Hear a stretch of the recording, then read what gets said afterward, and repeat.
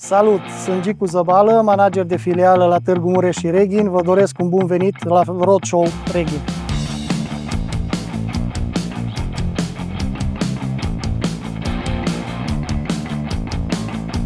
Am lucrat 3 ani jumate într-o firmă concurentă, să zicem, unde la firma respectivă mi s-au pus bazele în automotive, pentru că înainte de asta eu am lucrat în FMCG mulți ani de zile, din 2001 până în 2013 și 2013 am schimbat cumva macazul.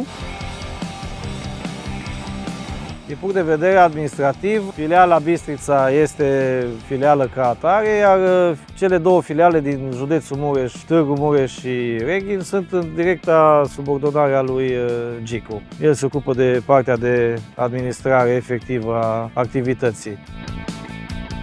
Amiciția cu Marius, am pus pe foaie o strategie, începând de la organigramă până la ce vrem să facem în următorul an și chiar pe o perioadă mai lungă, și așa am luat decizia să vin aici. În momentul respectiv aveam 3 opțiuni și am ales varianta câștigătoare, zic eu.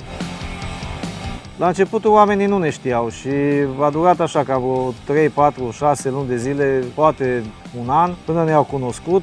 Au fost oarecum la început mai reticenți, dar în momentul când și-au dat seama de seriozitatea pe care o avem și modul de lucru pe care îl prestăm, au început să aibă curaj și evident de acolo și rezultatele.